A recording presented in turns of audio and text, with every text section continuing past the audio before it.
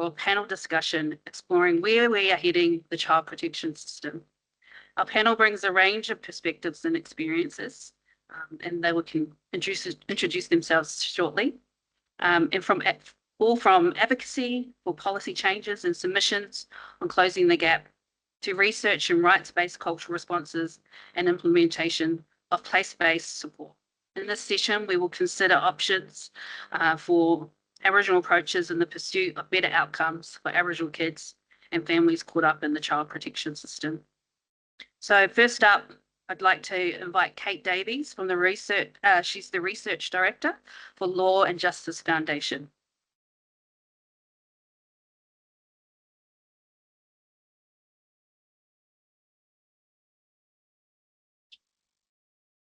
Thanks. Can you hear me? Great. The lands of the Biripi people are the lands that I grew up on, actually, so it's really important to me to acknowledge and express my deep gratitude and respect for their custodianship of the country, skies and lands that we're on today. Such a privilege to be back here. Of course, we can't talk about child protection without acknowledging the impacts of colonisation that not just historical, continue to be perpetrated and felt. And, you know, that's perhaps nowhere more apparent than when we look at the inequalities in the experiences of child removal of Aboriginal and Torres Strait Islander children from their families and their communities. So today I'm going to just do a bit of scene setting. I'm a ringin. I'm not from a CLC, but a fan and devotee of the work that you all do. So the Law and Justice Foundation is a statutory body. Research is a big part of what we do, and we work closely with CLC. So I'm really honoured and happy to be here with you today. So I'm going to do a bit of scene setting and look at some of the existing evidence that's come from the work that I'm doing with the Law and Justice Foundation at the moment, but I'm also going to reflect on some of my previous research work about family inclusion in particular. And part of the message of this presentation is to optimistically, I guess, put out the message that we actually know quite a lot. We actually have quite a bit of evidence about the characteristics of children, families and communities most at risk of involvement with the child protection system, and about the types of interventions and strategies that work. You know, we're not working from a blank slate here. So bringing that evidence to life through policy and practice and legislative reform and shifting the structural kind of barriers. I mean, I think that's where the really hard, sticky stuff is happening. Before I go on to talk about this paper that was recently published, and I've got some links at the end of this slides, which I think everyone is going to be able to access, that links to the various research projects I'm mentioning here today, so you'll be able to follow this up, and this is on our website. I want to give a shout out to my wonderful colleague and co-author, Katrina Mirrlees-Black, who led much of the data analysis and reporting for this particular piece of work. So before we embarked on this analysis of the law survey work, we started with the kind of current context and looked at how that fit in the current scene in Australia. And what do we already know? We certainly know that child protection concerns don't happen in isolation, and those inequalities in other aspects of life, socioeconomic health inequalities, intersect with the disparities in child protection outcomes and certainly legal outcomes. In Australia, there were about 179,000 children involved with the child protection system in 2023 to 24, and that includes children in out-of-home care who might be involved with formal investigations, various kind of levels of intersection. We know that some of the kind of principles and practices that have the best outcomes for children and families and communities are those that support whole family and whole of community. And when I talk about family in a child protection sense, I mean that in a really broad sense, because that's very context and culturally specific as well. where relationships are sustained between children and their families, there are better outcomes, where there's early intervention and prevention of harm, and where there's collaboration across sectors. You know, we know the evidence already tells us that they're some of the principles of effective practice, policy, and indeed legislation around child protection. So the Law Survey, this is the Legal Australian-wide survey. This data was collected in 2008, the data that I'm about to report on, but it remains the most recent nationwide data set that we have around legal need. And as I talk through some of the findings, you'll see that they remain pertinent. But certainly it indicates that we need some more up-to-date data, right? This survey was with a representative sample of about 20,000 people nationally. And what's really important about that is it's not just surveying the people who access services or who come into intervene with the child protection system. It's actually the general population. So when people talked about child protection issues or family related matters in the survey, that was self-identified. Yeah, so we weren't assessing, and I say we, this was long before my time, weren't assessing whether these actually met the threshold of mandatory. It's what people have described as child protection issues themselves. But that's really helpful because we don't have that data set unless we kind of do that general population survey. The number of parents who reported a child protection matter in that survey was 69. So it's pretty small, and bear that in mind as I talk about the results. But the same analysis was also conducted with a broader group, which was people who indicated a child-related matter, and that could be things like child support payments, contact, access, or custody issues. So by looking at some comparison across those two groups, that it helps us verify those findings. So what do we know from the Law Survey? So compared with other types of legal problems, child protection related problems are actually pretty rare. So, for example, the most common problem type that was reported in the Law Survey was consumer-related legal problems, and they were experienced by about 20.6% of the survey respondents, compared to 3.4% who reported child-related legal problems. So the issue that we're describing is not so much about the frequency of child protection-related matters, but about the nature, complexity, inequality, and the substantial impact of those problems. And the inequalities that we see play out from the findings of the survey really reflect those intersections between inequalities that we see across the legal space, but across health, social sectors more broadly. It's probably very unsurprising to all of you that child protection related legal problems experienced disproportionately by women, people living with disability, people who are early school leavers, living in insecure housing, and people on low incomes. This is what I reckon is possibly the most interesting part of the findings from this analysis, is the co-occurring legal problems for those people who identified having experienced a child protection related problem. So bear with me as I thrash this out. So most parents who'd experienced a child protection related matter had experienced only one kind of child protection related legal problem in the last year. But what's really striking is that those people had not only experienced a child protection matter, but they'd faced multiple other legal problems in that same year. So again, that message, child protection related legal problems are not happening in isolation.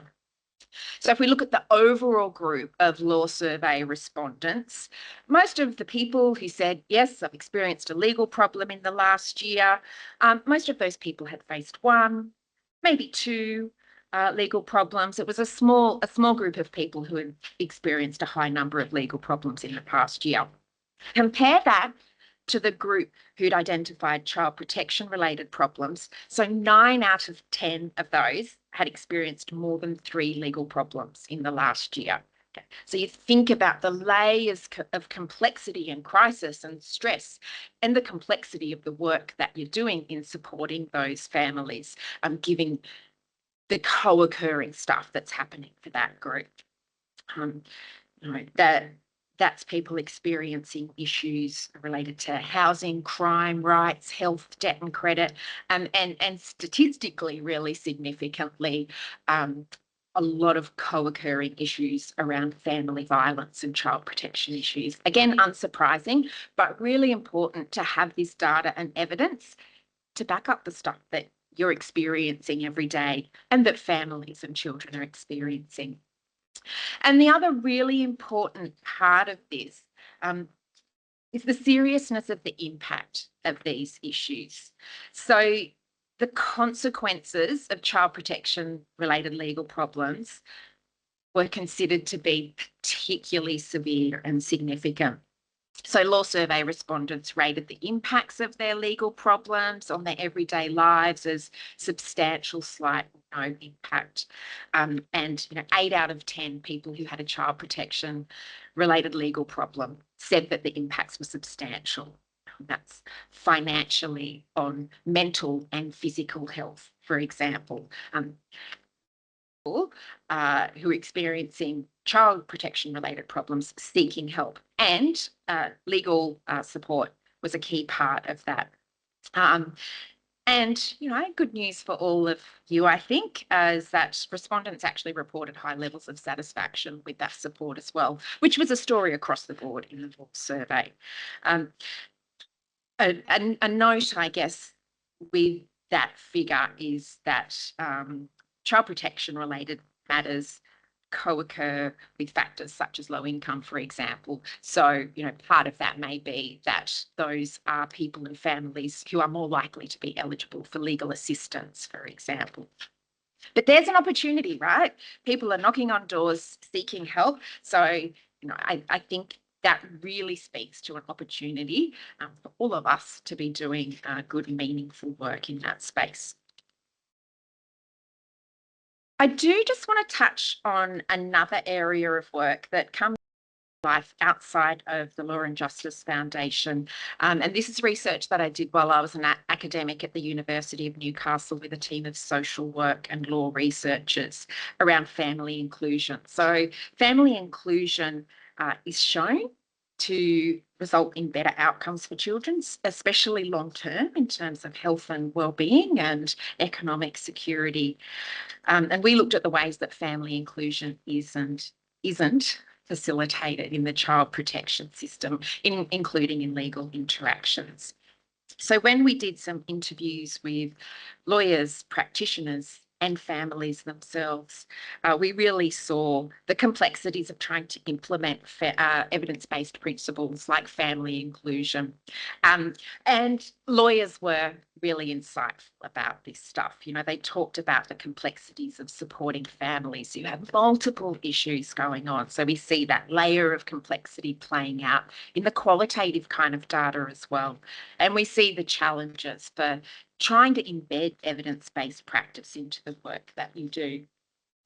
But overall, I think there are a number of good news stories in the data, that there are opportunities for early intervention, that collaboration is important and community legal centres are well placed to do that, and that there is an evidence base to grow on. In the discussion and a little bit later in this session, we'll talk about some of the gaps in the evidence, particularly in relation to Aboriginal and Torres Strait Islander families. And that's a really significant area for further work and opportunity as well. Thanks.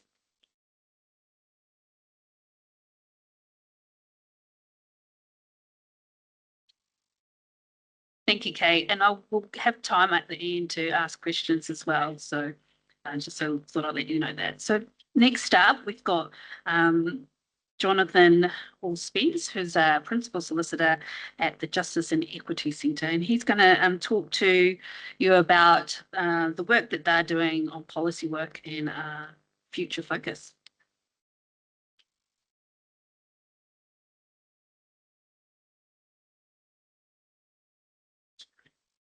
Good start. Hi, everyone. I'll also start by acknowledging Biripi land, where we're gathered today.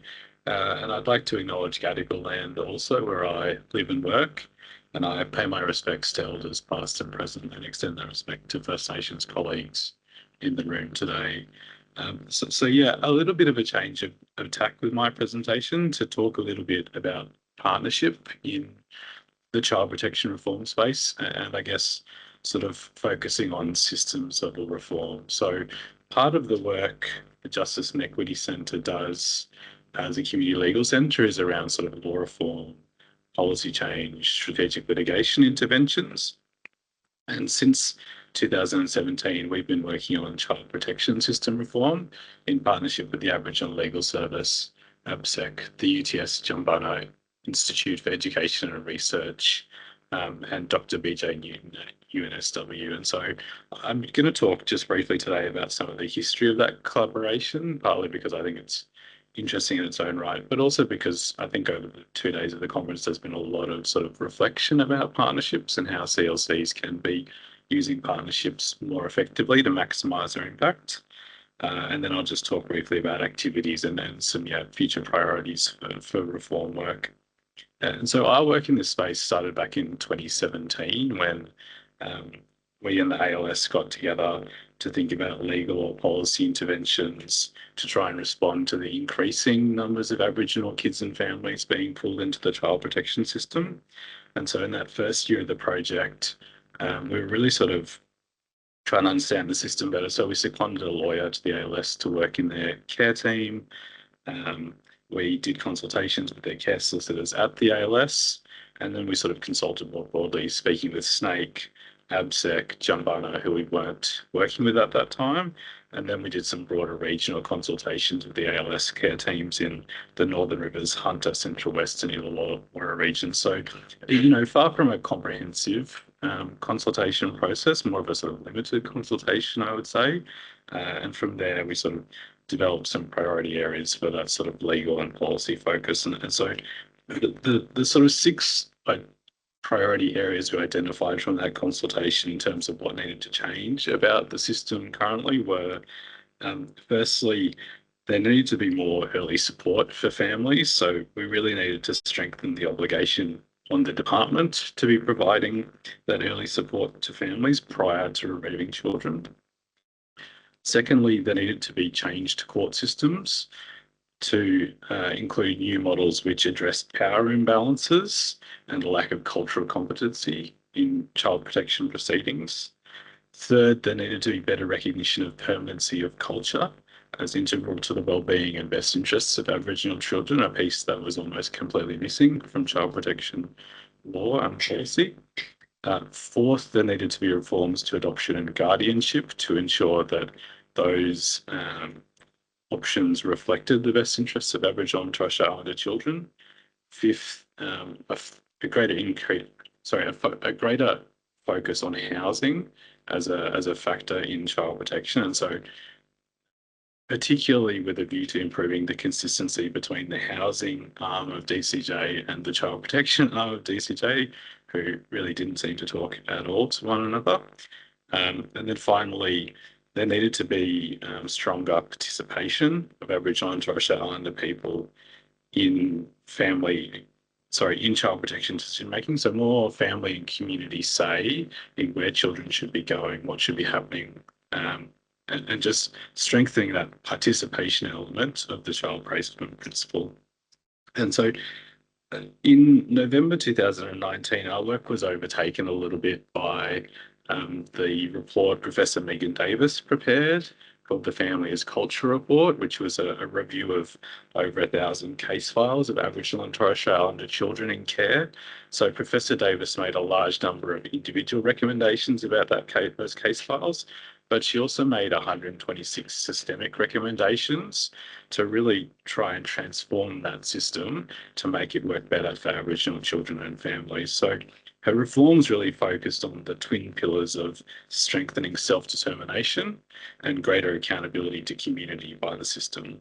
She also, in that report, strongly called out the ritualistic processes of the department, which she said were really inhibiting efforts at change. And so that really seminal report became the blueprint for the work we were doing together with the Aboriginal Legal Service. Shortly after that, in 2021, ABSEC got some funding restored to them, which is really marvellous. And so we held a bit of a planning day with them. And I guess this goes to the collaboration and partnerships element. When we held that planning day, we sort of got together. We said we both sort of had a vision for child protection system reform, but we didn't really know what we might do together. We sort of came away from the day saying, you know, there's some commonalities here, but it's not immediately obvious what we should be doing. But we did commit to sort of keep meeting, keep talking, which I think goes to the sort of building trust element some people have talked about today, sort of getting to understand each other better as organisations. And then in August 2021, the ALS and the UTS Chambana Institute sort of joined those conversations, and our 4 organisations have been meeting fortnightly ever since to discuss this work. So that's sort of how this collaborative piece came about. As a group, the activities that we undertake are pretty diverse. We're really sort of trying in any way we can to drive the implementation of those 126 recommendations of the Family as Culture report. And so that can involve sort of working inside the tent, meeting with DCJ, talking about reform methods, trying to sort of partner effectively with government. It regularly involves sort of using budget estimates and other parliamentary processes, freedom of information laws to get information about what's happening and where reforms are at. There's often sort of strategic legal advice or legal advocacy. So a couple of years ago, we engaged with DCJ around evidence that their structured decision-making tool for caseworkers was racially discriminatory and could be contrary to the Racial Discrimination Act. And that sort of resulted in the department ceasing to use that tool. And they're now working with ABSEC and the ALS to develop a new tool to take its place, which is, you know, a really important development. We also, as a group, put out publications. So we try and do at least one publication per year, which seeks to report on progress against implementation of the 126 recommendations, because it's really sort of important to us that there's an independent review of how progress is going. And those publications are hosted on the ABSEC website. I might jump ahead just to talk about some of the sort of short-term priorities, because I have taken a bit more time than I was meant to. Sorry, Simon.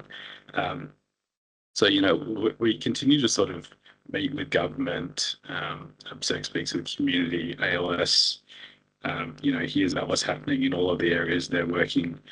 And so the sort of short-term priorities that we're pushing for in the next little while are creating a commissioner for Aboriginal children and young people in New South Wales. So New South Wales is the last jurisdiction that doesn't have a commissioner or hasn't committed to a commissioner process. So that's a really glaring oversight. And an office like that has the potential to really create the stronger accountability and oversight that the FIC report called for. The second is implementation of the sort of second phase of legislative reforms called for by FIC. So we were really successful in 2022, having putting pressure on the government to implement a bill which passed a number of the first phase reforms, which was really great, and that included the sort of active efforts which are now written into the law that the department is meant to be complying with in their child protection casework. And then finally, it's really important to us that implementation needs to be in genuine partnership with ABSEC and the ALS. And genuine partnership doesn't mean just sort of participation in decision making. It also means funding and resourcing to adequately be a genuine partner on those reforms. So those 3 priorities are sort of the thing that we're putting in front of the minister, putting in front of decision makers to really say, if you're serious about system reform, there's some priorities for you right here. So that's just a bit of a snapshot, I hope, of some of the partnership work we've been doing in this space. And yeah, there are time for questions at the end, so please do ask anything that you might have done. Thanks, everyone.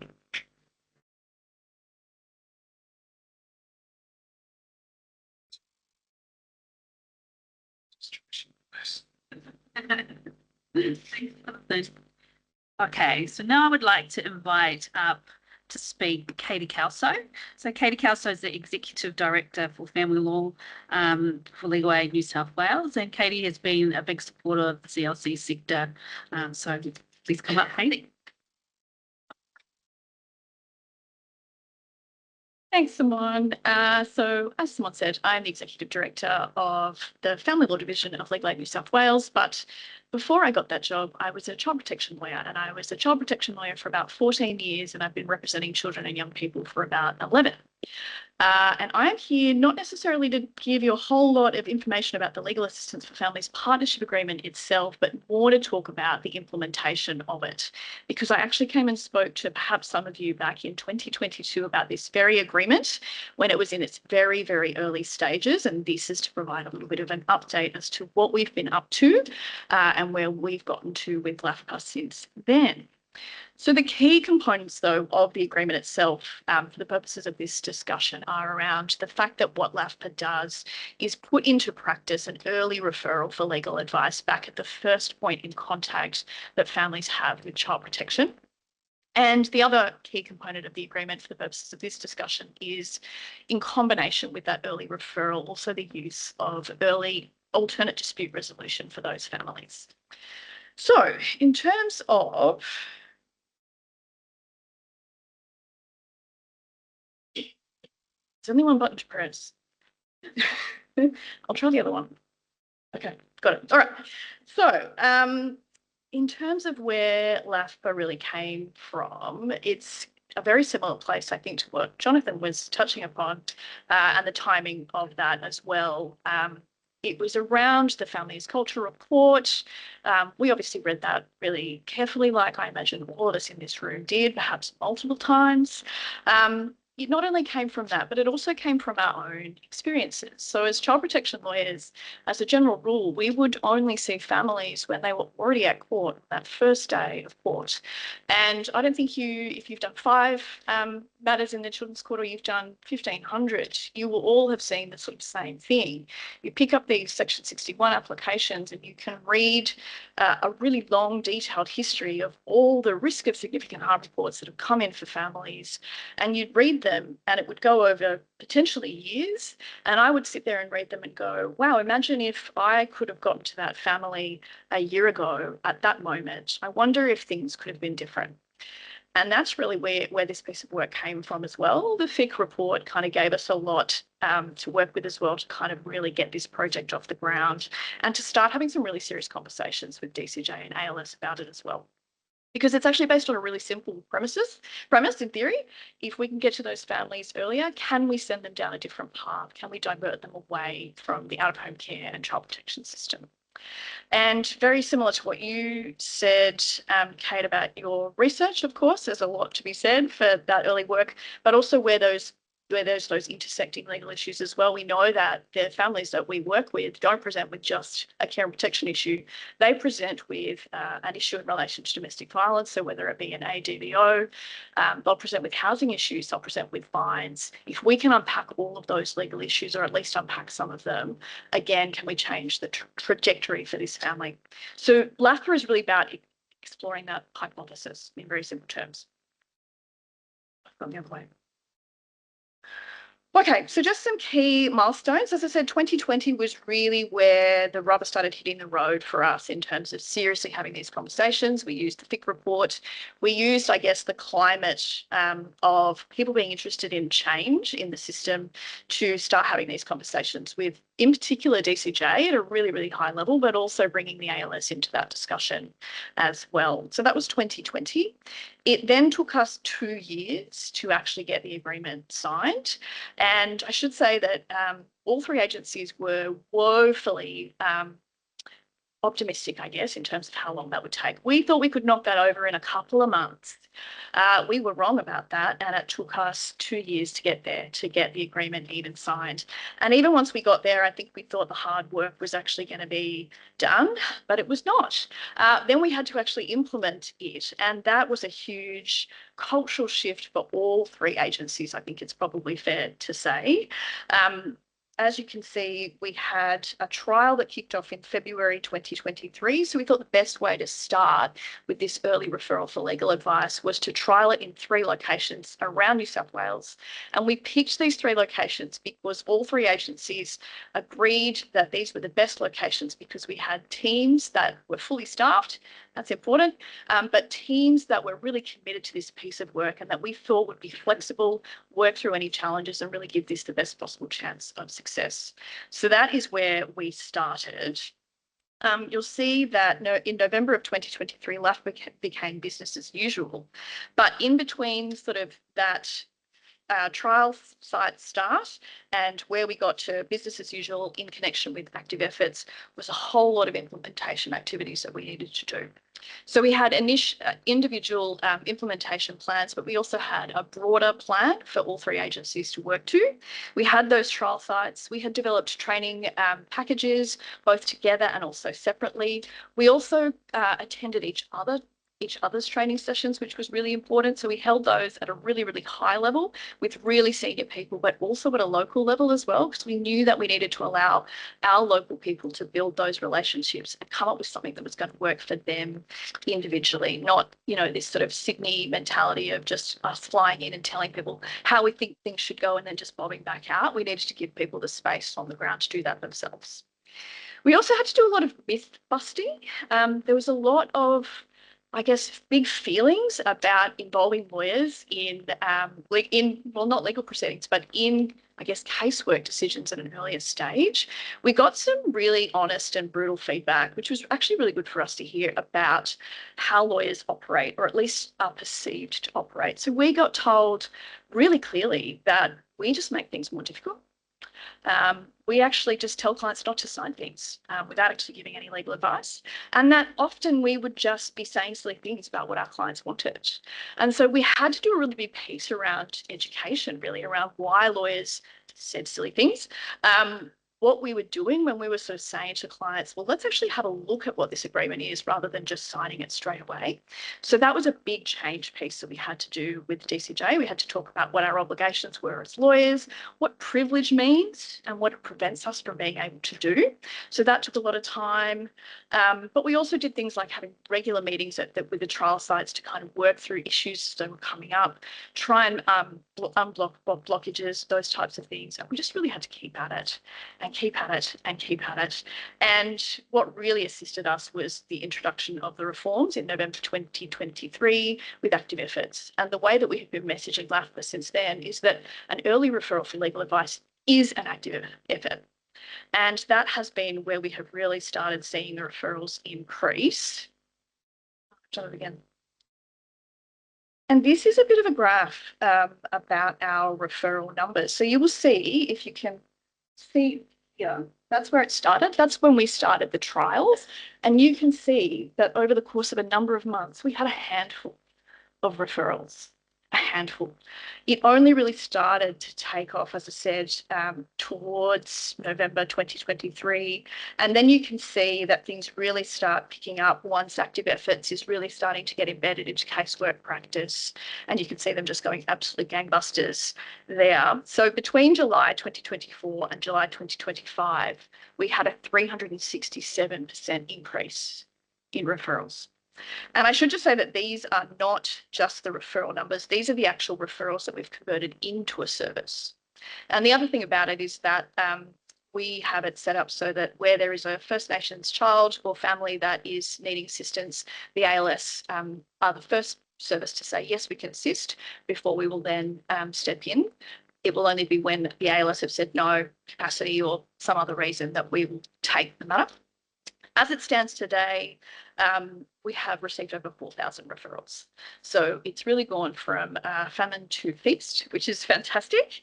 And our stats tell us that about 23% of the advices that we give in this context are to Aboriginal or Torres Strait Islander clients. So I promised to touch on this piece, and this, yes. That is the service that's being provided. So whether that be an advice or a minor assistance. So it's just sort of an internal legal age data thing. So I would just ignore them. Yeah, just enjoy the colours for what they are. So as I said, LAPA also is about promoting and making people think differently about alternate dispute resolution. So it's what comes with that legal advice and that referral for legal advice is the ability to engage in an alternate dispute resolution, which is lawyer assisted, because we know that FGCs are the model that DCJ really prefer to use. But we have always said to them, and they agree, that we think that there are going to be some families where that's just not an appropriate option and that they need to be looking at a lawyer assisted mediation instead. So I've just got some information up on here about who kind of attends these mediations. We always invite DCJ to attend, and we are able to accommodate a large group of parents, kin, extended family, whoever would like to come to these mediations into this space as well. And as I said, it is lawyer assisted. These are some of the types of matters that we've seen come through, and it is still kind of in its pilot phase, I guess. It's been up and running for quite some time. But as at July 2025, we've seen a 90% success rate of these mediations.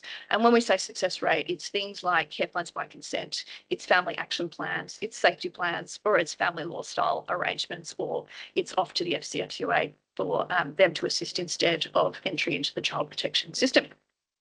Am I running out of time? Yep, cool. Okay, so I'll just go with this one example then, because in terms of outcomes, the outcomes, as I said, are really varied and depend upon what a family in particular needs. But this is just one example that I've got where we had two parents that were actually living with their parents, and we convened an urgent LAFPA mediation because there were real concerns that when this baby was born, because of the needs of the parents, that DCJ, and certainly I've seen this happen, that there would be a removal or an assumption into care in those circumstances. So once this baby was born, we really quickly held a LAFPA mediation with DCJ, and we were able to get a plan in place that meant that this baby could actually live with mum in the family home with her parents.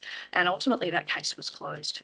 And as I said, I've certainly seen those care applications come in. And so to see something like this as an outcome, I do think shows real cultural change within all three agencies as well, in particular with DCJ, in the way that they've been willing to come to these mediations and participate is a real cultural shift as well.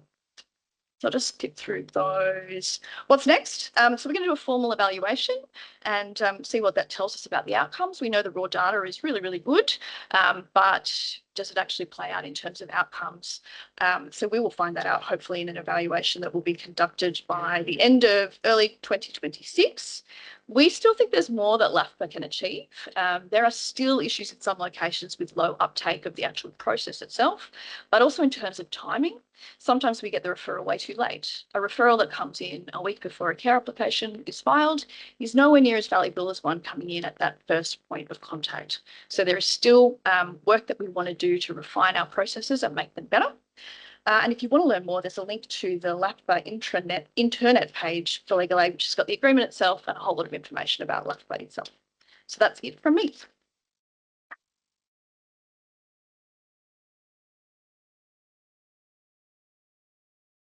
Thank you, Katie.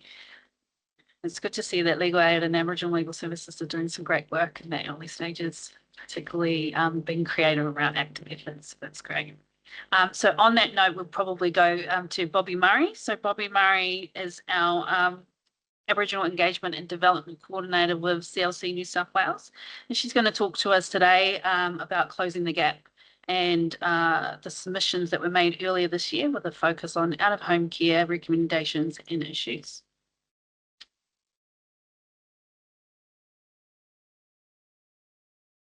Hi guys.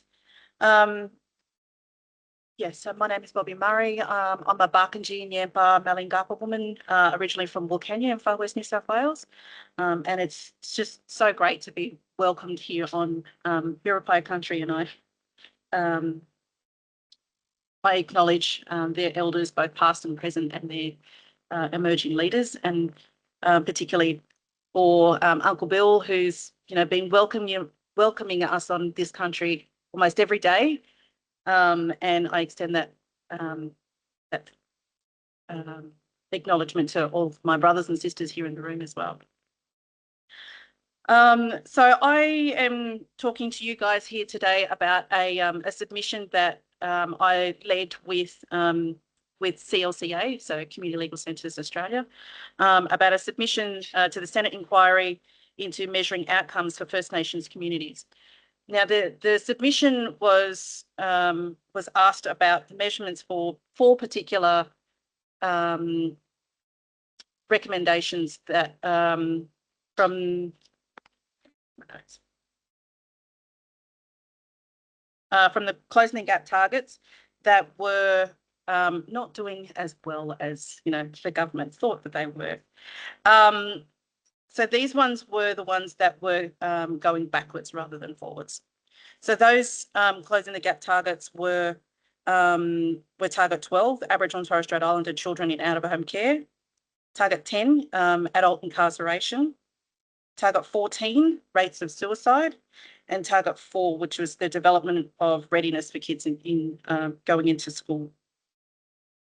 Now, the submission that we wrote was more about experiences.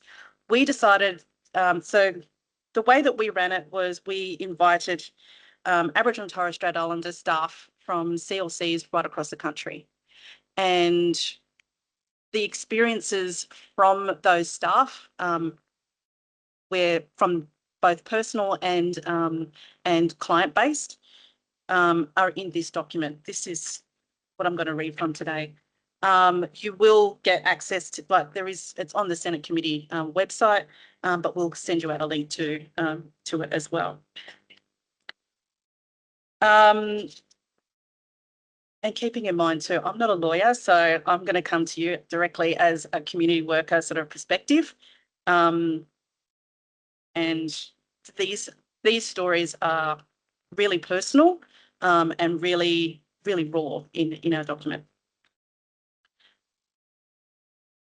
One of the biggest things that we focused on was all around care and protection and kids in out-of-home care. It was something that every single person that came to those meetings, and they were quite regular meetings in the development of the document, were really passionate about out-of-home care and the issues that every single person and every community that they worked in had major issues with.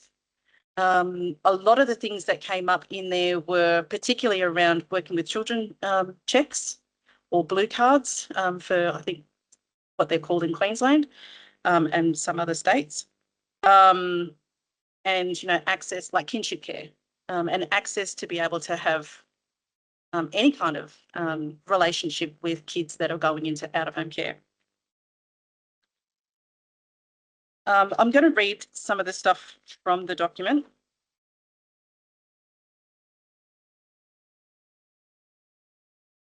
So the Bringing Them Home report tabled in federal Parliament in May 26, 1997 concluded that the forcible child removal was an act of genocide and that the treatment of Aboriginal and Torres Strait Islander people represented a gross violation of human rights.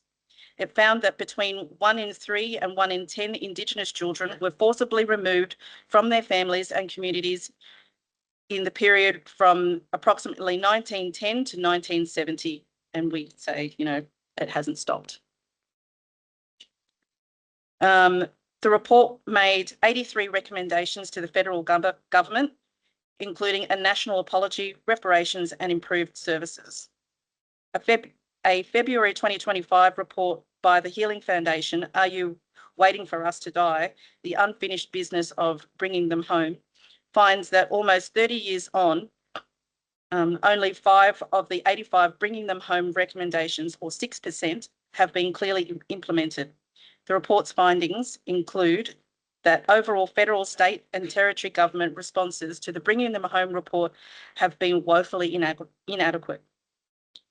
The recommendations for a whole of government policy response with immediate targets, long-term objectives and a continuing commitment has non-eventuated. There has been no systemic government response to the needs of the rights of the stolen generation survivors and their descendants. It notes that in almost 30 years of since the Bringing Them Home report was tabled, both the removal of Aboriginal and Torres Strait Islander children into child protection systems and the mass incarceration of Aboriginal and Torres Strait Islander people have increased dramatically. And it goes into some stats there, but they've been mentioned all of those 3 times already. So I'll move on to some of the quotes from some of the people that contributed to this document, and some of those people are at this conference today. There's a young mum at the moment who only found out about the safety assessments on the day of the safety assessment. 2 days later, the child was assumed into care. We could have done so many more things over the 9-month period before removal to help her, if that had been an option. That was in particular about kids with intellectual disabilities. The overall goal is meant to prevent first before removal. The idea is the parents sign an intervention with parental agreement, an IPA, safety plan, and to go through a process to keep the kids in the home. The biggest break in my current matters is that it hasn't been done properly. They will do a quick IPA with a parent, not explain it properly, and not be clear about what that means. Parents get heightened concerns because child safety is on their doorstep. I had one client who got so scared they left the state, so the kids got removed that day. If a lawyer from the office was available for the process for signing the IPA, explaining it to the client and making it not adversarial or scary, then that leads to a different outcome for the client. There is no consistency around offering a lawyer. They might ask once as a throwaway. There needs to be real opportunity for parents to get legal advice at that point in time. The earliest point possible. If it waits until they go into court, then the child's been removed, maybe has been already for months. That was from one of our solicitors. The decision to remove an Aboriginal and Torres Strait Islander child from their family is a decision to strip that child of their culture and their identity. It can be a decision that traumatises a child for life. It can be a decision that removes a child from their country for many years. It is life-altering and its impact is profound and far-reaching. Different jurisdictions empower different organisations or individuals with the final decision-making authority as the removal of First Nations children. In no jurisdiction in this process culturally appropriate, and in no jurisdiction do decision-making processes result in a safe, equitable and equitable outcome for children and their families. In some jurisdictions like New South Wales, the final decision ultimately comes from the government department, even where organisations working closely with families recommend that the child should remain at the home. The department can and often does intervene and override this recommendation and remove the child. Now I see that I didn't think I was actually going to take this much time. I was saying it earlier that it's like 10 minutes is too long. This document is full of, all of these sorts of personal and like client-based stories. I do recommend you guys have a read of it.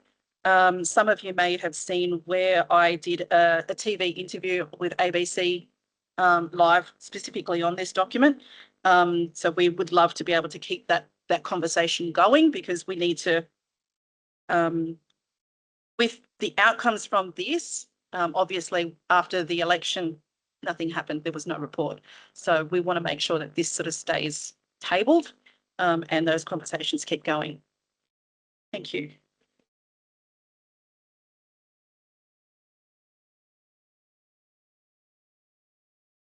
I'm going to get the panel up to ask them some questions. So we're just going to move the chairs. Give us a second.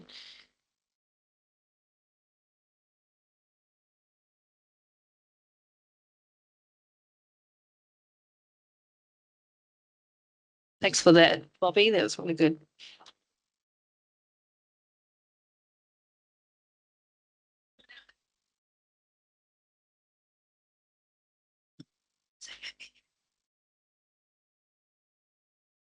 I'm going to start with a couple of questions first of all. So I'm going to start with you, Kate. So what does the available evidence tell us about the experiences of Aboriginal families within the child protection system? And what are the gaps in the evidence?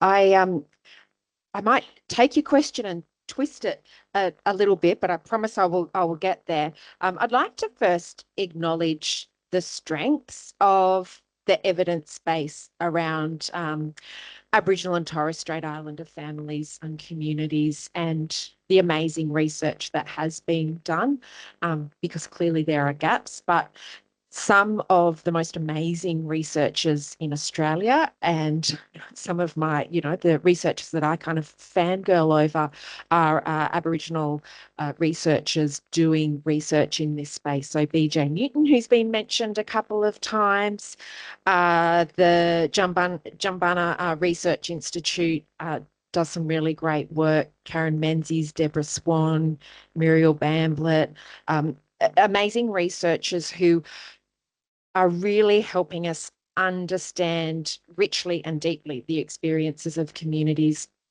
Importantly, a lot of that research is slow research because the research does all the same things that you all need to do in your work around engaging with community and being community-led and working with people where their trust levels are at. And that actually rubs against how a lot of our research tends to be done. And I say that as a non-Indigenous researcher who it's probably one of the things that sits most uncomfortably in my career is the lack of meaningful research for a lot of these issues around Aboriginal and Torres Strait Islander communities that's done kind of outside that space. Things like the Legal Needs Survey, for example, that I reported on, general population surveys, because the number of Aboriginal and Torres Strait Islander respondents is so small in those surveys, it's really difficult to get meaningful results. So we get some kind of high level results, but some of that general population research doesn't do a good enough job. So that's a real gap in the evidence base, and some of that kind of quantitative data. Numbers don't tell all the story, but there is some really great qualitative, rich data there. So those are some of the gaps, and consistently we see the research that is coming out by some of those amazing researchers around Aboriginal and Torres Strait Islander communities' experiences is actually that the whole sector has so much to learn. If we talk about something like family inclusion, nowhere has that been modelled so beautifully than many Aboriginal and Torres Strait Islander communities in Australia. Thank you, Kate. Next question I've got is for you, Jonathan. So, Jonathan, you spoke to us about the work that you've been doing with ALS and ABSEC and Jumbunna. What advice do you have to other community legal centres and regional, rural, remote areas on how they can continue to work with specifically Aboriginal controlled community organisations to look at improving accountability in child protection matters, and what systemic barriers need to be addressed? Yeah, thanks, Simone. It's a great question, and I might take it in a couple of different parts. To start with the partnerships piece, I think if you're not already working with Aboriginal controlled organisations in your area, I think you really need to be. I think all of us need to be. And the way I think that starts is by reaching out and creating some time and space to have an initial conversation where there's a talk about sort of concerns and priorities and issues, and really just sort of taking it slow, building that trust and understanding of each other as organisations, and seeing where that takes you.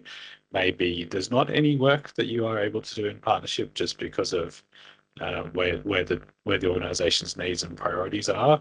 But you know, it's just so critical that as local organisations we know and understand each other, and so that when opportunities do arise, we can sort of jump into them together. In terms of the accountability piece, I think there's a really big role for local organisations to play around this active efforts requirement. So as a few of us touched on in our presentations, there is now a requirement in legislation for the government to make active efforts to keep families together. You know, it's really excellent that's resulted in some things like legal referrals increasing, but it's also a provision that really hasn't sort of realised its promise.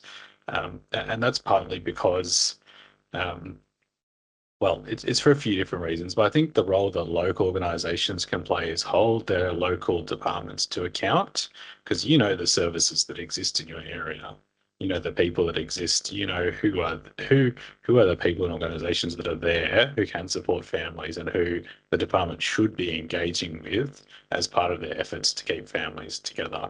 And so there's a role for local organisations to play by saying to the department, hey, you haven't spoken to this organisation, why not? That's an active effort you could be making. And so I think conversations like that can help really build on that active efforts piece so that it is delivering on its promise. Thanks, Jonathan.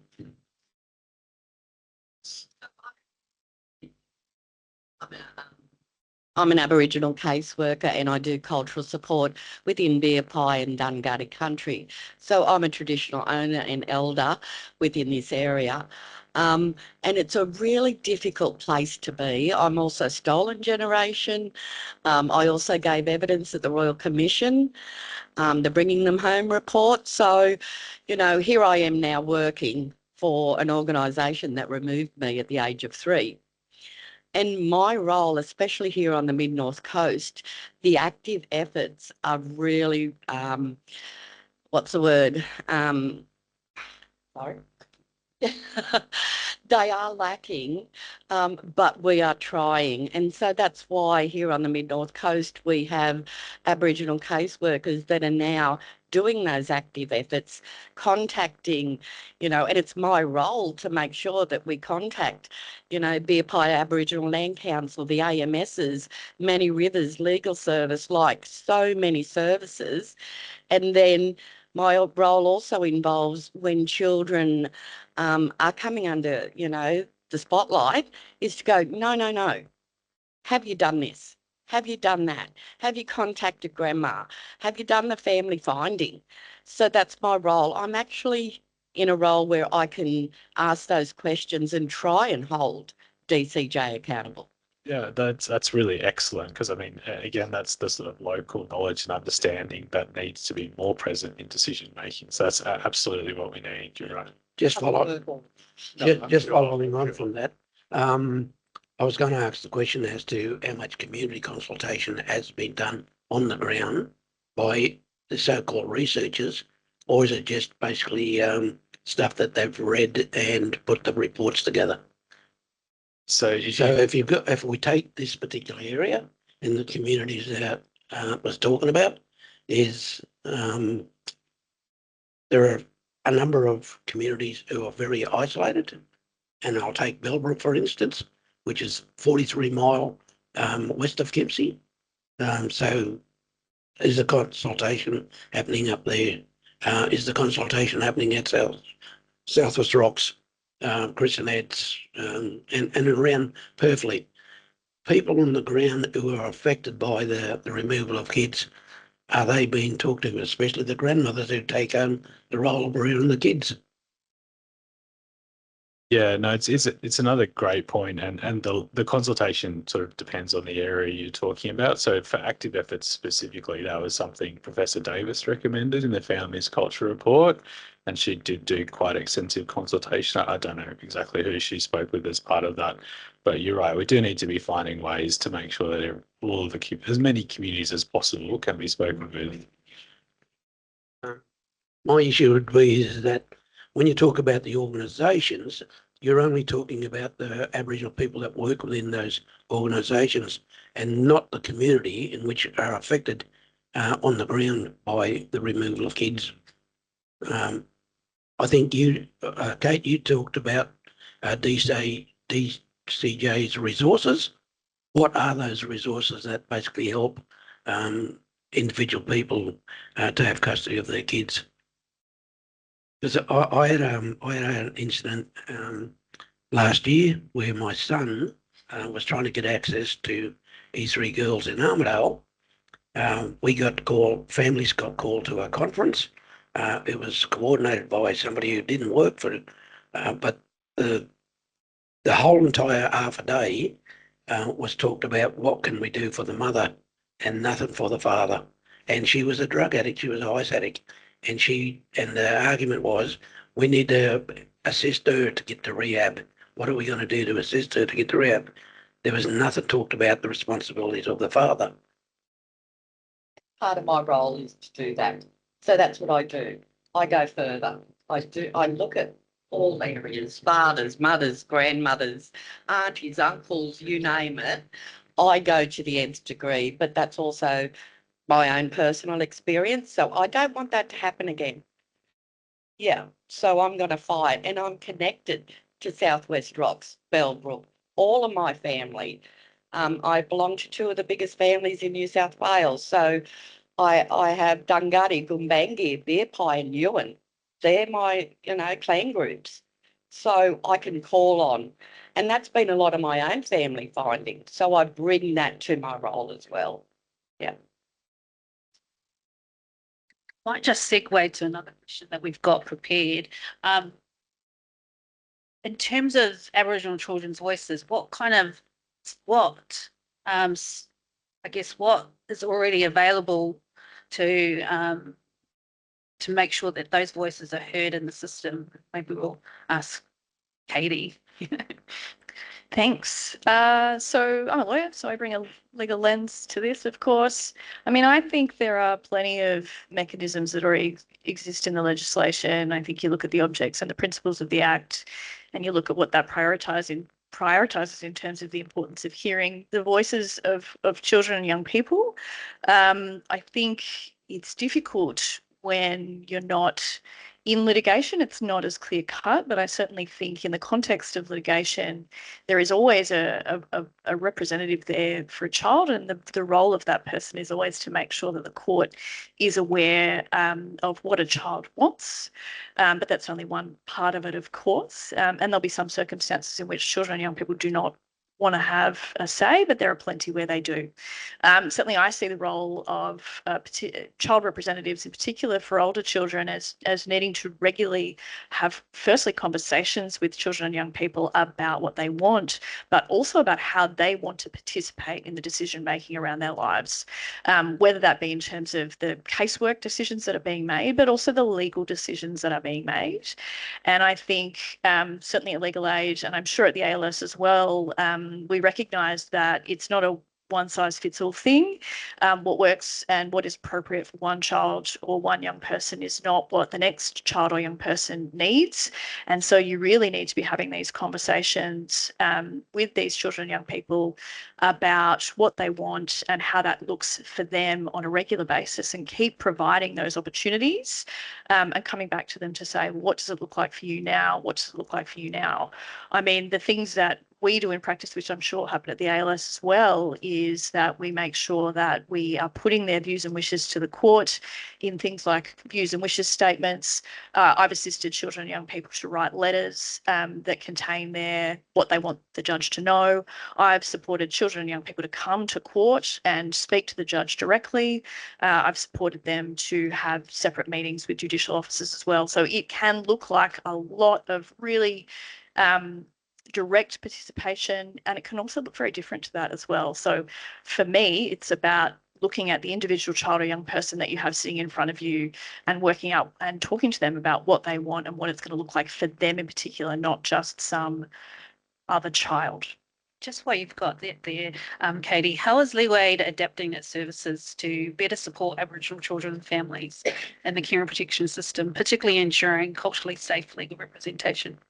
So I actually think one of the things that we are doing, and I say we, meaning Legal Aid and ALS, are doing that has made a huge difference is that we, as a result of LAFBA, are working together much more collaboratively. It's given us the space to have conversations about where we're providing services, but also where the need is, because that changes. And I think what that's meant that we have been able to do is have conversations about where we're providing services, where the ALS is providing services, but talk about where the gaps are, and then have conversations about who can fill those gaps. And that has been a really valuable thing that we have done. The other things that we are doing, I think, are things that we are taking the lead on ourselves, but also things that we are doing because the systems that we work in are evolving. And I think, that's a really positive thing. I think we're seeing both the child protection system and the family law system looking at ways to do things differently. You look at the specialist Indigenous lists in the FCFCUA, you look at the lists like the ones that are running out of Dubbo, the Winniginnar list and things like that. The courts are looking at better ways for families to engage in their systems, and we're adapting to those system changes as well. The things that we're doing independent of those sort of system changes are things like LAFBA, of course, but we have a family law service for Aboriginal communities, which is an Aboriginal-led service that provides legal advice and representation for Aboriginal families around the state. The other thing we've done recently, which is really exciting as a result of some public purpose funding from the Law Society, is create a service that is dedicated to providing advice and representation to children and young people that are in out of home care. We have lots of services that are available to children and young people when they're in the early intervention space, when they're in litigation, but then there's nothing. And that service looks to fill that gap. So those are some of the things that we're doing. Thank you, Katie. And I can. Just on that, when we're talking about services and look, ALS and legal aid have a lot of white fellas working for you, right? So how many Aboriginal people are actually involved in the conversations about Aboriginal kids? We talk about, nothing about us without us.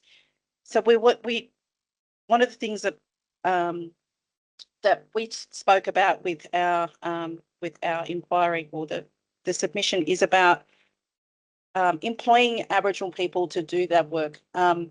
Where are the Aboriginal peoples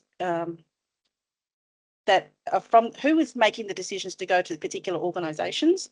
And what Aboriginal people have you got in these conversations about the services? About I want to see more people like Auntie here a part of those conversations, because with ALS and legal aid, you've got a lot of non-Aboriginal lawyers and very few Aboriginal field officers, or there's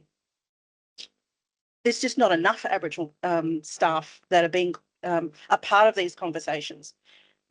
Otherwise, they're in sort of others. They're too overworked, and they've got, you've got field officers that are supposed to cover an entire state or an entire region that can't cover all of these areas. And family law and care and protection take up most of the work that CLCs do. You still need those people that are working on crime-based and all those other civil-based stuff. So I wanted to put that to to LAFBA, and where does that sort of sit? Like, is that a direction that you guys are even looking at, or is it something that is just not? Are you actually just talking about people that work within Jimbana who are providing you the support, or is it Aboriginal people within Jimbana, or other workers within Jimbana, or other organisations? So it's not Jimbana. I'm not sure about it, but is it totally Aboriginal staffed? Are they the sort of people that go to community events on a regular basis, or are they just Johnny come lately type people who are very well educated and stuff like that, and a lot of their stuff is based on research that they've done themselves, and not about community consultation, sitting down in the dirt with people and getting those real yarns going. I might just go back to Bobby's question, because when I was the co-convener for the Family Law Care and Protection network for CLCs, we had a lot of conversations, and I'll give a shout out to Zoe DeRay, who's from ALS, and Katie Kelso. We had a lot of conversations about CLCs doing place-based kind of collaborative approaches, particularly for regional and rural areas, because we know that communities out in those areas sometimes don't have ALS officers or don't have legal aid officers. So there was a lot of conversation about talking and working together and grassroots, working with communities and really getting out there and actually collaboratively working together. So I think that's the approach that that we were originally looking at and still looking at. It's still one of the goals that's on the table that we're working with Katie and Zoe from ALS and ALS as well. So that work's still kind of in continuing. So for those CLCs or your services, like it's really important to get out into community and have that collaborative approach. I'm just gonna move to, there's a couple of people in the audience that want to have a, oh, My question is related to the recent changes to the legislation for independent children's lawyers. So I understand that now they're legislated to hear the voice of the child. They have to meet with the child. But I have spoken to a child court expert who has indicated that they face the struggles of meeting the child for the first time and having a short amount of time to actually hear their voice. And then they're expected to write a report that the court heavily relies on in making orders. Is there movement to legislate child court experts having more consultation with the children, or having the ability to write a child's wishes letter with a counsellor ahead of that they may be able to consider before meeting with the child? Not that I'm aware of. So of course you're right that there were some legislative changes that came into effect last year that require independent children's lawyers to meet with children unless there are exceptional circumstances or unless the child is under the age of 5. That has not been a significant change for us in New South Wales. Perhaps in other jurisdictions it has. But in New South Wales, we have always required our independent children's lawyers to meet with children. It's part of the service agreement that they sign, that they agree to do that, because it's critical. It's absolutely critical to the role. So for us, it hasn't been a significant change. I'm not aware that that's the intention. I mean, there are circumstances in which that happens, where children are not met with for a variety of reasons, but certainly from legal aid's perspective, that should be happening. It should be happening regularly, unless there's some reason, there's some exceptional circumstance that it shouldn't happen, or a child is under the age of 5. So, yeah, I don't know of anything that further legislation.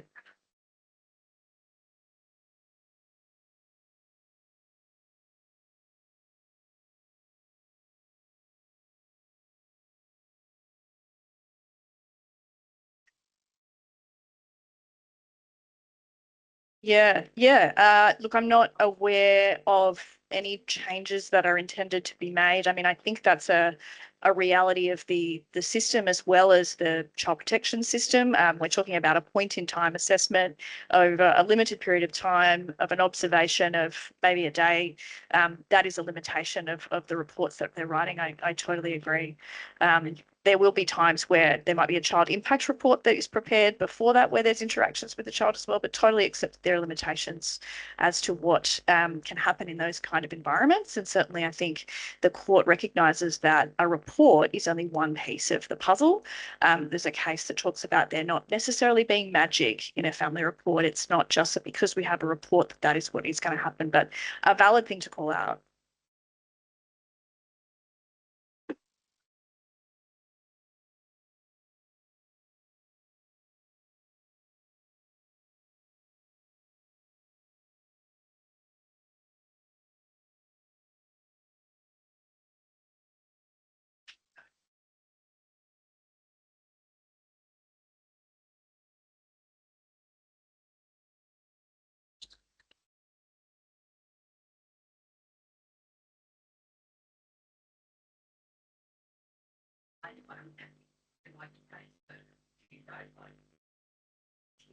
grow that relationship, and and then that becomes part of the report. But it's not just a one-off. Yeah. Not as yet, because this is a pilot program in the Port Macquarie CSC. Yeah. Quick question for my sister at the back. She just wants to know, in terms of the gaps, like what are we doing to ensure that children are connected to culture, community, and language? It's for you, Bobby. And what work is being done to ensure that lawyers that are working on the ground have cultural competency?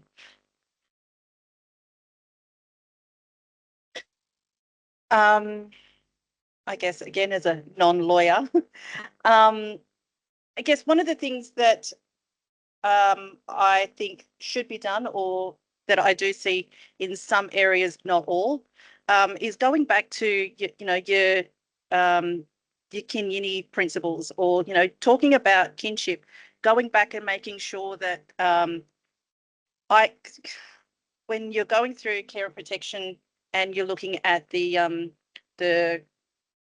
cultural plan, and I've never ever seen a very good cultural plan,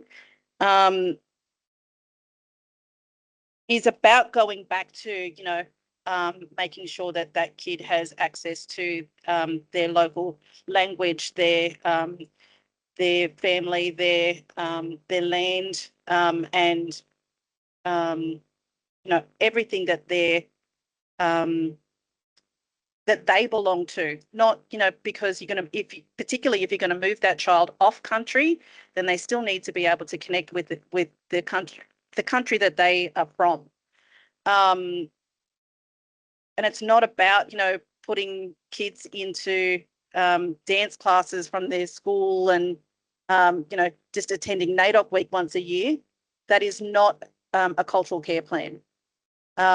It's about having access to their grandparents, and that doesn't have to be face to face all the time, because it's not always accessible to do that. It could be about letting the kid FaceTime their grandparents once a week or every couple of days. It could be about their siblings or family members being able to share stories, whether it be written down in letters, or whether it be video recordings. It could be about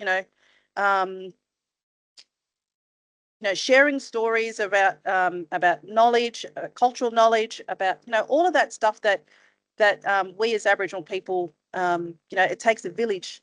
You see my kids running around this conference, but it's about we as Aboriginal people, we look after our kids, and when we can't, our mob, we step in for each other. So who is it that is going to also step in for these kids? And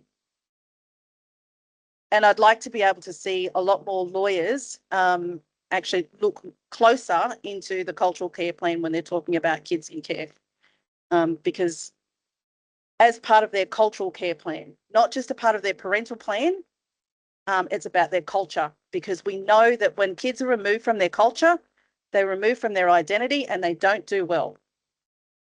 They are more likely to end up in the criminal justice system. We see this time and time again. We talk about this at every conference, and blackfellas, we've been saying this for decades. This is not a new conversation. We need to take action and start doing this properly, and do it now. We are not seeing the end of child removal anytime soon if we keep doing the same things over and over and over again. I don't know if that actually answered the question, or if I was going off on a tangent then, but yeah, sorry.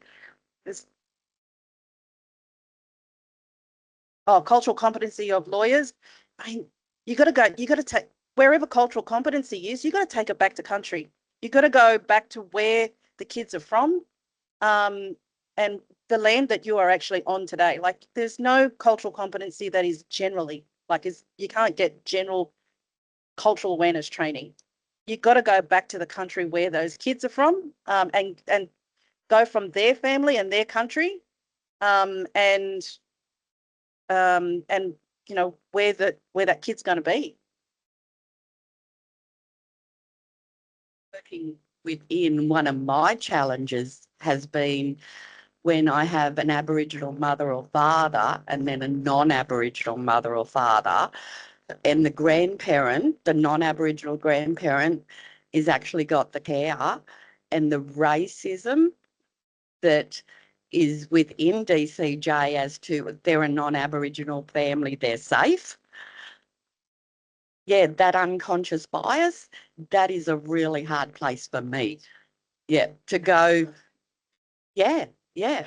And like Uncle said, the language that is used, we talk about it all the time. And I can walk around my CSC and hear language about our Aboriginal families, and I'm fighting this, every single day for our Aboriginal families, but I'm only one. Also understanding the shame factor. I mean, it's a really big thing in Aboriginal culture. And then lawyers have got to really seriously understand that if you're interviewing kids as young as 5, there's things that they don't want to say because of shame. And,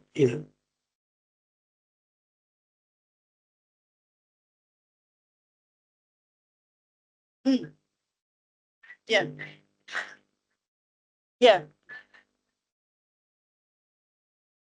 Yeah, fear factors. Yeah.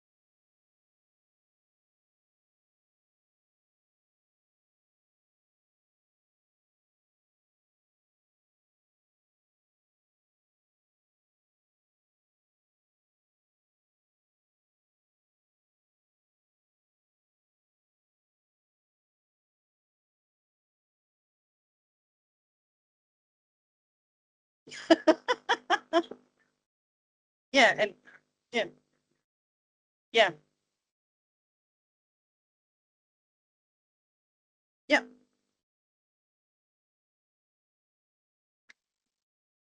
So I'm going to pass this mic around just for people that are online that can't hear. I just said to add cognitive impairment onto that, just so people can understand, like with the legal jargon, somebody with cognitive impairment may not have that understanding, and making sure that you are in contact with those advocates and including advocates in conversations, because we see it a lot where advocates are not actually included in these tough conversations. And if they're invited, it's always last minute so that they know that, you don't have time. You're not going to show up. Question over the back there. Yes, I'll just, since I'm not scanning with the back. Yeah, thanks. I just wanted to comment after Bobby said something. My background was regional manager for Aboriginal Legal Services for many years of my life. And it was interesting hearing the discussions of the partnership. I certainly hope that ALS are now, I hear they're preaching, so I'm hoping that they're actually practicing what they're preaching. And I hear the partnership's been going for a while. I bring it into the context of what Bobby said 4 years ago, the Clarence Valley. I'm from the Clarence Valley. ALS decided to make redundant an entire office because they could. Now, the context of what this we're discussing here about children and child protection, 3 of those staff members who were women were actually also families who fostered, took care for the whole of their lives, children in the systems. They did it for 25 years plus. 200 community people came together, grassroots mob, trying to stop this horrendous act of moving an office from Grafton to Coffs because they could, because we were an office of unionists, and advocated for not only our rights, but strongly for community. I say this in the context of what Bobby raised, because who advised? It was a blackboard. It is a blackboard. But with due respect, and I'm speaking very general here, it's not everyone. I believe in good and bad in everybody. senior non-Aboriginal lawyers were very senior in advising that board to do that. But shame on that board for not standing up as black people. It put 7 families out of work. It put 13 children into poverty, including the children that were there with those 3 families in out-of-home care. So, you know, I take it in the context of saying that, and they were city-based people too, who made decisions about black people in a rural town like Grafton with not many opportunities. So, you know, I take the context of who's advising who in all these spaces, you know. The blackness of the decisions has to be ours, has to be genuine, and has to be, we're here for rural and regional and remote. There's triple R things here, you know. So yeah, so for me, you know, I just wanted to make that comment. Yeah, because that was a horrible experience, and more so for those children, you know. And I also want to thank Auntie up the front there. I'm with Manny Rivers, Family Violence Prevention as well. I know the work she does, and I know that it's really tough too for those, our mobs who are in those departments, like Auntie there, doing a damn good job, and they making change, you know, the courage it takes. But that's all I want to say. Thank you.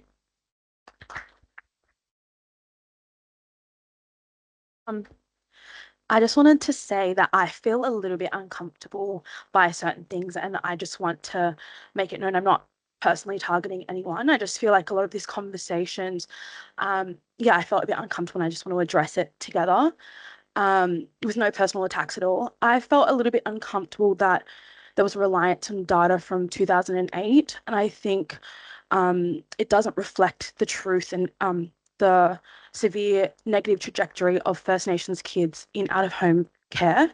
But I think accountability is great, and knowing that there are gaps there, but that's just yet inappropriate and inadequate. And then I also wanted to speak to the stuff with legal aid. I have some of my family that are kind of going through the process of my little siblings.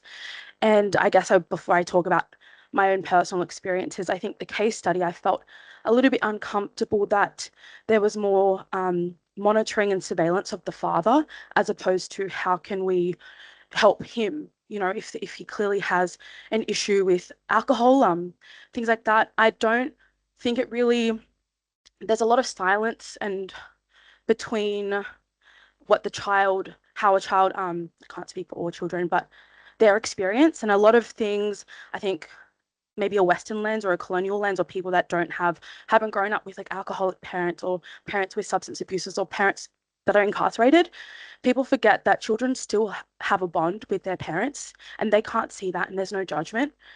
So it's more about, I think, yeah, just I wanted to see, maybe it was just the case study, just more supports from the father and kind of what he's going through, more empowerment. Because like Sis said, these are all, you know, intergenerational trauma patterns and habits that are never being addressed. And so it feels like a Band-Aid issue if we've always been monitored and surveilled, and it's kind of like more empowerment. And I guess on a personal experience with my little siblings, they would get a lot of like respite or social workers or people coming in and taking the kids out, but it would always be a different person. So none of my little siblings were actually, you know, gaining those relationships and that feeling safe enough to disclose anything. And yeah, I just think that there's lacking in there. And as well, just on that too, is, you know, I grew up in a similar situation, and with different social workers all the time, different respite workers, I never really learnt the skill of wanting to be open and speak about it. It was just never happened. But yeah, I'm grateful that we're having these conversations, and I just wanted to share, yeah, that I felt a little bit uncomfortable, but I'm excited for change. Yeah. Thank you. Look, I could talk for 2 hours about the many thoughtful, deep insights you just shared, but I most importantly want to say thank you. It's really important to call that stuff out, and you know, that accountability and courageous discussion is really important.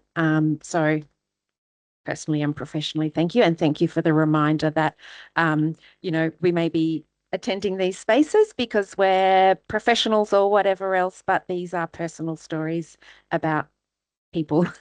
In terms of the data, yeah, like relying on 2008 data, this is one of the gaps, right? Is that, you know, we lack kind of current data. That stuff is really tricky. So yeah, I absolutely share concerns about that, and I think I've been really encouraged by many across the legal sector and other sectors more broadly about a kind of recognizing the need for good evidence to support the human, important, deep, rich stories that people are talking about. And I should also say that initial presentation that I gave in the paper that I was reporting on is about a general population survey. One of the key gaps there is that we don't have enough information from those general population surveys to say the meaningful stuff that we need to about Aboriginal and Torres Strait Islander experiences. Some of those researchers that I mentioned are the ones doing the really good work. And of course, the beautiful narratives that have been shared in this room are the powerful stories behind that as well. So I'm really grateful for those.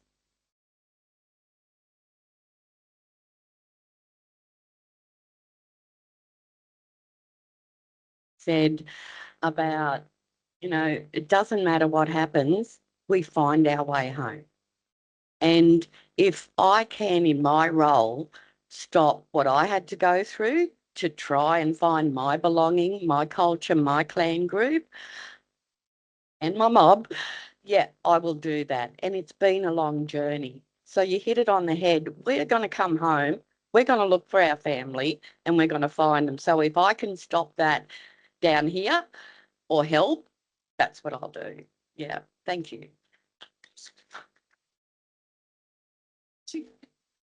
I was just going to quickly respond to what you raised about the case study. I'm sorry, that's partially probably because I rushed through it. But I just thought I would say that both of those parents were represented, but it's a good call out to make about how sometimes a parent can be left behind. And I just thought I would end by saying that it's important. I think we talk about active efforts in the context of what happens pre-removal, but it's also important to talk about active efforts in the context of what happens after proceedings. They still are there, and DCJ have to continue to look at active efforts in that context as well as where can we help a parent to have that restoration after the peace. So that should not be happening.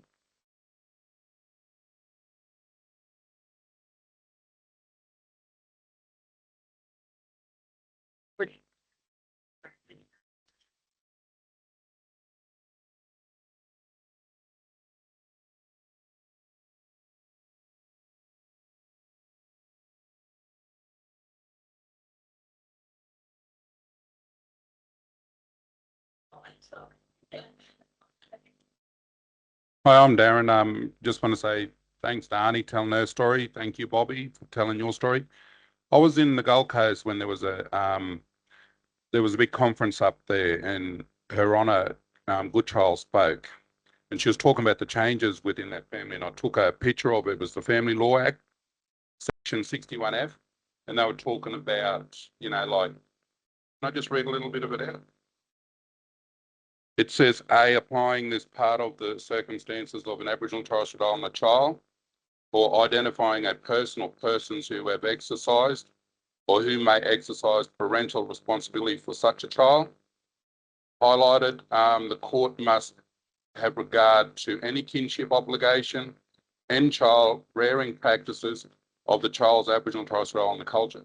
As Auntie was saying about case, and you sit down and you're having a yarn, that's what that's about as well. So I just wanted to bring that up as well. But thank you, Bobby, for doing that report, and thanks, Arnie. All right, I think we've gone over time. There was one. Oh, okay. Just like to say thank you to the panel members for joining us today and sharing the information and all the work that you've been doing. Also want to just acknowledge everyone in the room too that have shared, asked their questions, shared their stories as well. It's obviously a really important issue. And there's a lot of work to do in closing the gap in terms of target 12 as well. I know there is a lot of work out there that just wanted to mention also that recently there was a case in the family court that was provided where an Aboriginal father was had his child returned back to him, and the court really put forward that it was about culture, the connection to the child's culture and community was a really prominent thing, ensuring that child's identity as they grow up, both the Indigenous world and the non-Indigenous world, was profound. So that was a really good case, and those are the type of cases that we want to see and continue to see from the bench as well. The acknowledgement of that connection to culture, connection to community is really important for Aboriginal children, and the grassroots work, co-designing, more funding for communities as well. So those are the stuff that we want to continue to see and push forward for as well. So yes, thank you.